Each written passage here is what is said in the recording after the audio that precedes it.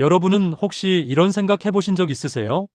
내가 매일 먹는 음식이 내 몸속 세포들에게 어떤 영향을 주는지 말이죠. 사실 우리 몸에는 하루에도 수천 번씩 새로운 세포가 만들어지고 또 사라집니다. 그 중에는 우리가 원하지 않는 방향으로 자라려고 하는 세포들도 있습니다. 그런데 놀라운 건 우리가 선택하는 음식 하나하나가 그 세포들의 운명을 바꿀 수 있다는 거예요. 저는 지난 25년 동안 세포 에너지 대사와 영양 섭취의 관계를 추적해온 연구자 박민준입니다. 특히 문제가 되는 세포들이 어떤 영양소를 좋아하고 반대로 어떤 환경에서 약해지는지를 오랫동안 관찰해왔죠. 그러면서 한 가지 확실하게 깨달은 게 있습니다. 우리가 매일 선택하는 식탁 위의 음식들이 생각보다 훨씬 더 큰 힘을 가지고 있다는 것입니다. 많은 분들이 이렇게 말씀하세요. 나이 들면 어차피 몸이 약해지는 건데 뭘 먹어봤자 소용없다고요. 하지만 제가 만난 수많은 사례들을 보면 전혀 그렇지 않습니다. 70대에도 80대에도 식습관을 바꾸신 분들은 몸의 변화를 직접 느끼셨거든요. 오늘은 크게 세 가지를 말씀드릴 겁니다. 먼저 우리가 일상에서 자주 먹지만 조심해야 하는 음식들이 어떤 건지 짚어보겠습니다. 그 다음에는 왜 그런 음식들이 문제가 되는지 쉽게 설명해 드리고요. 마지막으로는 오늘 저녁 식탁부터 바로 적용할 수 있는 실천 방법들을 알려드리겠습니다. 이 세 가지만 제대로 이해하셔도 내가 먹는 음식이 내 몸을 어떻게 바꾸는지 감이 확 잡히실 겁니다. 오늘 내용이 도움이 되신다면 구독 버튼을 눌러주시고 주변에 필요한 분들께 공유해주세요. 댓글로 궁금한 점을 남겨주시면 다음 영상 준비할 때 참고하겠습니다. 제가 연구실에만 있는 사람이라면 이런 이야기를 못했을 겁니다. 하지만 지난 20여 년 동안 정말 많은 분들의 사연을 들었고 그분들의 변화를 곁에서 지켜봤습니다. 그 중에서도 유독 기억에 남는 분이 계세요. 제 대학 동기의 어머니신 76세 김순자님입니다. 이분은 평생 음식 만드는 걸 좋아하셨는데 어느 날부터 몸이 예전 같지 않다고 느끼셨답니다. 아침에 일어나도 개운하지 않고 밥을 먹어도 속이 더부룩하고 계단 오르기가 힘들어지셨죠. 그래서 제 동기가 저한테 어머니 식습관을 한번 봐줄 수 있냐고 조심스럽게 물어봤습니다. 처음엔 망설였습니다. 76세인데 지금 와서 바꿔봤자 얼마나 달라지겠냐는 생각도 솔직히 들었거든요. 하지만 막상 만나서 이야기를 나눠보니 김순자님은 정말 간절하셨어요. 뭐라도 해보고 싶다고 하시더라고요. 이 이야기를 끝까지 들으셔야 왜 작은 변화가 큰 차이를 만드는지 이해하실 수 있습니다. 그래서 이렇게 제안했습니다.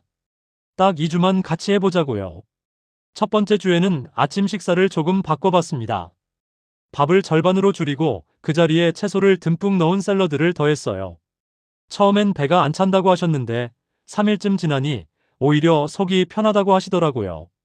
두 번째 주부터는 간식으로 드시던 떡이나 과자 대신 견과류 한 줌을 드시게 하고 저녁에는 고기보다 두부나 생선 위주로 단백질을 챙기도록 했죠.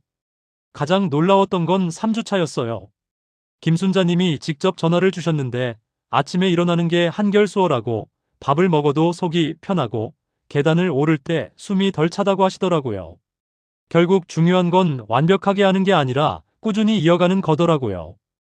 혹시 아직 구독과 좋아요를 누르지 않으셨다면 지금 바로 눌러주세요.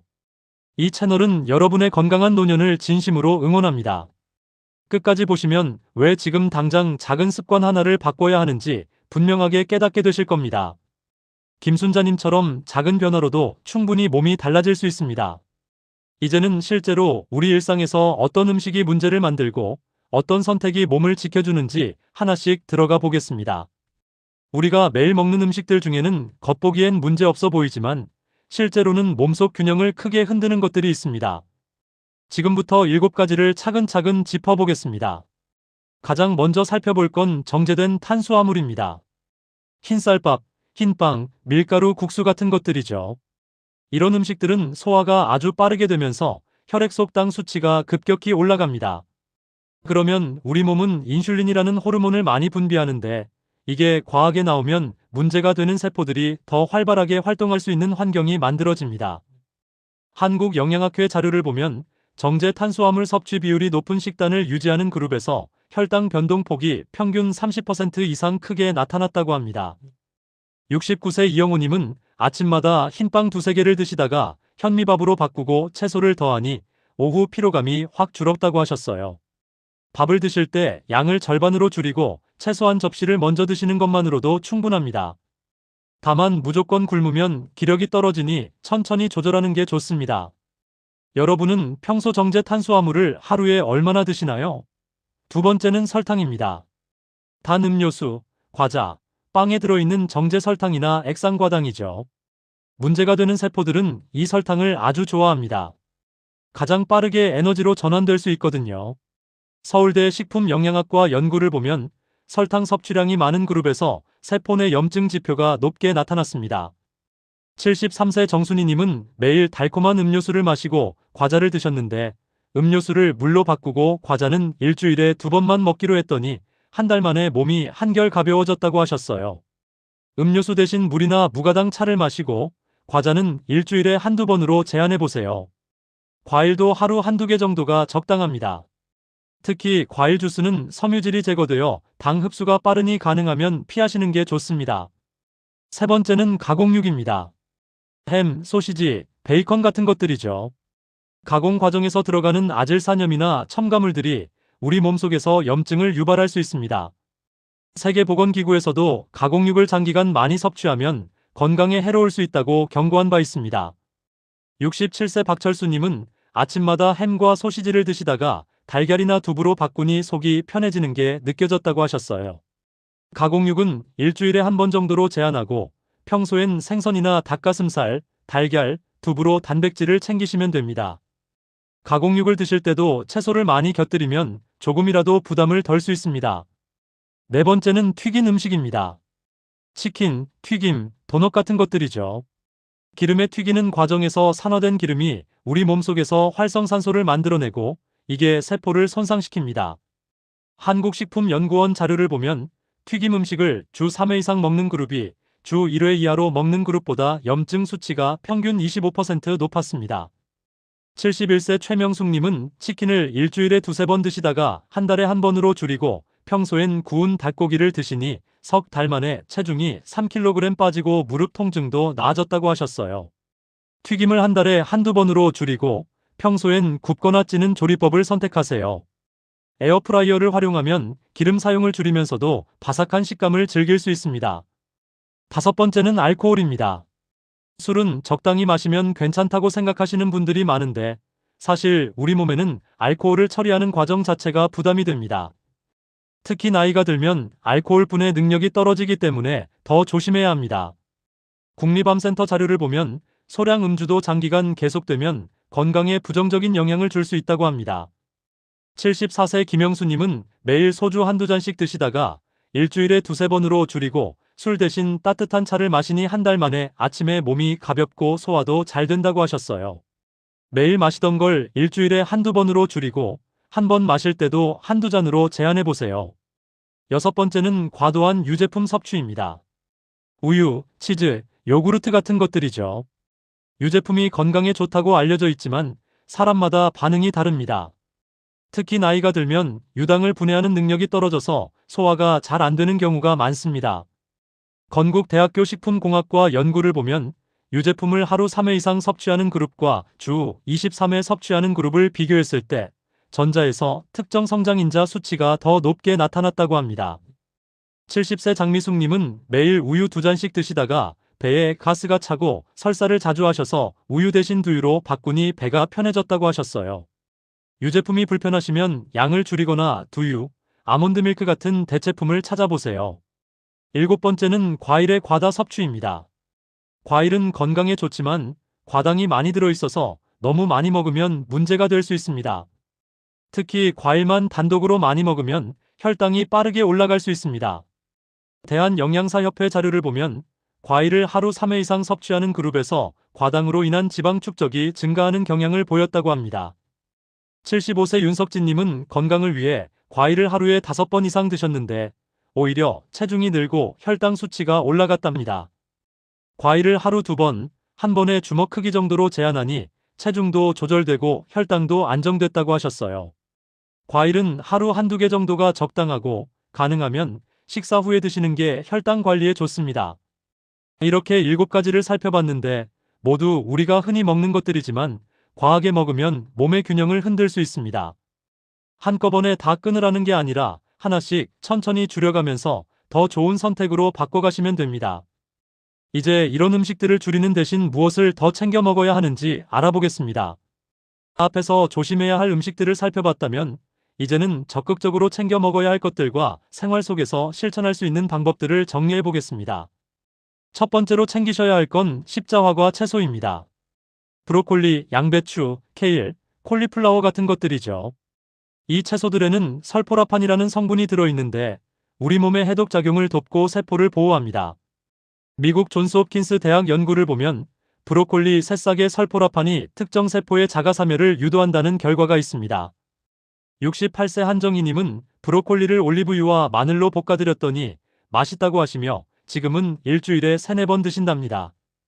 하루 한 컵 정도면 충분하고 살짝만 익혀서 드세요. 너무 오래 익히면 영양소가 파괴되니까요. 브로콜리가 질기다고 느껴지시면 작게 썰어서 샐러드에 넣거나 수프로 만들어 드셔도 좋습니다. 두 번째는 베리류입니다. 블루베리, 딸기, 라즈베리 같은 것들이죠.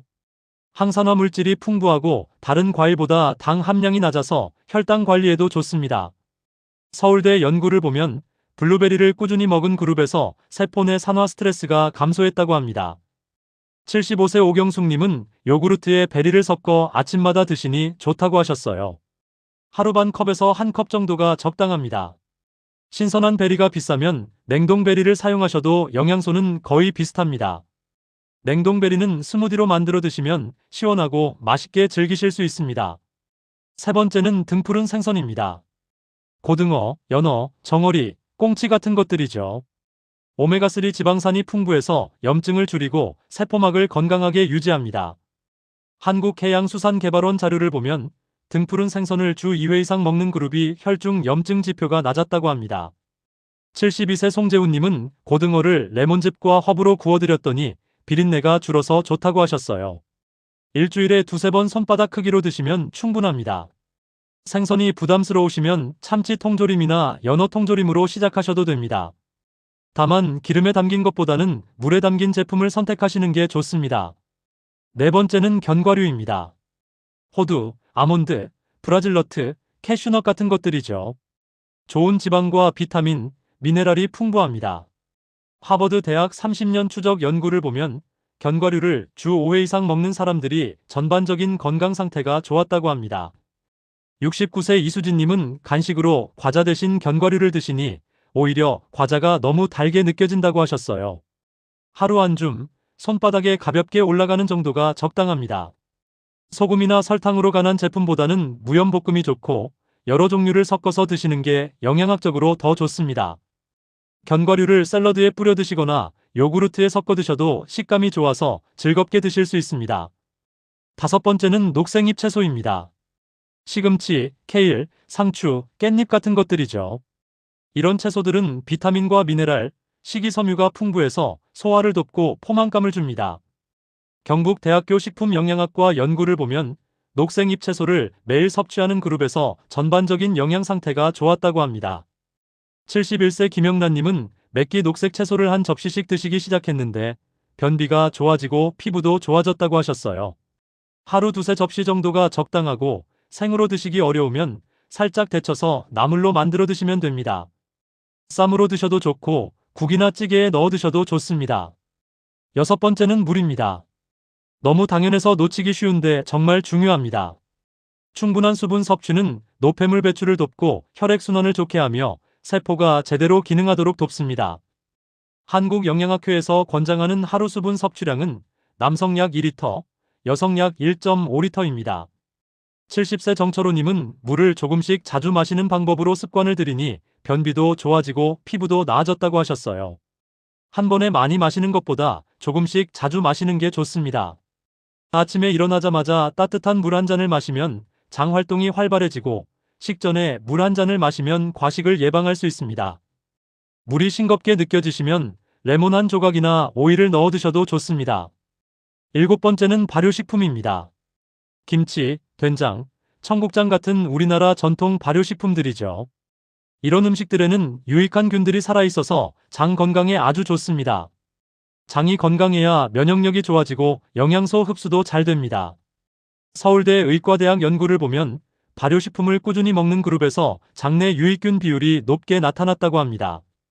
73세 김미경님은 입맛이 없어서 밥을 잘 못 드셨는데 김치찌개나 된장찌개를 끓여드렸더니 밥맛이 돈다고 하시더라고요.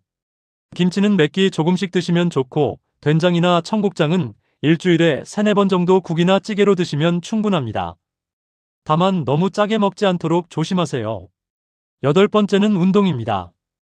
음식만큼 중요한 게 바로 움직임입니다. 운동을 하면 혈액순환이 좋아지고 면역 기능이 강화되며 세포 수준에서도 긍정적인 변화를 만듭니다. 미국 스포츠의학회는 일주일에 최소 150분의 중강도 유산소 운동을 권장합니다. 68세 배성우님은 하루 30분씩 걷기부터 시작했는데 한 달 만에 걷지 않으면 허전하다고 하셨어요. 무리하지 않는 선에서 꾸준히 하는 게 중요합니다. 걷기가 지루하시면 좋아하는 음악을 들으며 걸으시거나 친구와 함께 걸으시면 시간이 금방 갑니다. 날씨가 안 좋을 때는 실내에서 제자리 걷기나 간단한 스트레칭을 하셔도 좋습니다. 9번째는 충분한 수면입니다. 잠을 잘 자야 몸이 회복되고 면역력이 유지됩니다. 수면 중에 우리 몸은 손상된 세포를 복구하고 노폐물을 배출합니다. 국민건강보험공단 자료를 보면 하루 78시간의 충분한 수면을 취하는 사람들이 전반적인 건강 상태가 좋았다고 합니다. 72세 윤혜선님은 밤에 잠을 잘 못 주무셨는데 수면 환경을 개선하고 잠들기 전에 따뜻한 우유나 허브티를 마시니 한 달 만에 잠을 훨씬 잘 주무신다고 하셨어요. 규칙적인 수면 시간을 지키는 것도 중요하고 낮잠은 30분 이내로 제한하는 게 밤 수면에 도움이 됩니다. 이렇게 9가지를 살펴봤습니다. 하나하나가 다 중요하지만 한꺼번에 다 하려고 하면 부담스럽겠죠. 그러니까 하나씩 천천히 습관으로 만들어 가시면 됩니다. 한 달에 하나씩만 바꿔도 1년이면 12가지가 바뀝니다. 그 변화가 쌓이면 여러분의 건강이 완전히 달라질 수 있습니다. 이제 마지막으로 오늘 내용을 정리하면서 구체적인 실천 방향을 잡아보겠습니다. 오늘 우리는 식습관과 건강에 대해 이야기를 나눴습니다. 핵심은 아주 간단합니다. 우리가 매일 선택하는 음식이 우리 몸을 만든다는 것, 그리고 그 선택은 우리 손에 달려있다는 거죠. 잘못된 상식을 짚어보겠습니다. 많은 분들이 나이 들면 어차피 몸이 약해지니까 뭘 해도 소용없다고 생각하십니다. 또 건강식품만 먹으면 된다고 생각하시는 분들도 많습니다. 하지만 이건 모두 잘못된 생각입니다. 올바른 관리는 나이와 상관없이 지금부터 바꾸면 몸은 반응합니다. 건강식품보다 일상의 식사가 훨씬 더 중요합니다. 잘못 관리했을 때는 어떤 일이 생길까요? 정제 탄수화물과 설탕을 과하게 먹으면 혈당이 롤러코스터처럼 오르내리고 몸은 만성 스트레스 상태에 놓입니다. 가공식품과 튀김을 자주 먹으면 염증이 쌓이고 세포들이 손상됩니다. 술을 자주 마시면 간이 지치고 면역력이 떨어집니다. 이런 상태가 계속되면 문제 세포들이 자랄 수 있는 환경이 만들어집니다. 반대로 제대로 관리했을 때는 어떨까요? 십자화과 채소와 베리를 꾸준히 먹으면 세포가 보호되고 해독작용이 활발해집니다. 등푸른 생선과 견과류를 챙겨 먹으면 염증이 줄어들고 혈관이 건강해집니다. 물을 충분히 마시면 노폐물이 잘 배출됩니다. 운동과 충분한 수면까지 더하면 우리 몸은 스스로 치유하고 회복하는 힘을 갖게 됩니다. 오늘 당장 무엇을 해야 할까요? 제가 딱 하나만 말씀드린다면 이겁니다. 저녁 식사 때 밥 양을 절반으로 줄이고 그 자리에 브로콜리나 양배추 같은 채소를 가득 채워보세요. 그리고 단백질은 생선이나 두부로 챙기시고요. 이것만 2주 동안 해보세요. 몸이 달라지는 걸 느끼실 겁니다. 아주 작은 선택 같지만 그 효과는 생각보다 큽니다. 저녁을 가볍게 먹으면 밤 동안 몸이 소화가 아니라 회복에 집중할 수 있습니다. 그러면 아침에 일어날 때 한결 개운하고 낮 동안 기운도 더 좋아집니다. 이게 2주, 한 달, 석 달 쌓이면 여러분의 건강이 완전히 바뀔 수 있습니다. 다음 영상에서는 오늘 말씀드린 내용을 바탕으로 실제 하루 식단을 어떻게 구성하는지 보여드리겠습니다. 아침, 점심, 저녁을 어떤 재료로 어떻게 만들어 먹으면 좋은지 구체적인 예시와 조리법까지 상세하게 알려드릴게요. 여러분은 오늘 내용 중에서 어떤 부분이 가장 와닿으셨나요? 댓글로 여러분의 생각을 나눠주세요. 여러분이 남겨주시는 한마디가 다음 영상을 준비하는데 큰 힘이 됩니다. 주변에 이런 정보가 필요한 분들이 계시다면 이 영상을 꼭 공유해주세요. 건강은 하루아침에 만들어지지 않습니다. 하지만 매일 조금씩 쌓이는 작은 선택들이 결국 우리 삶을 바꿉니다. 오늘부터 그 작은 선택을 시작해 보시길 바랍니다. 여러분 모두 건강하시고 다음 영상에서 또 만나겠습니다. 감사합니다.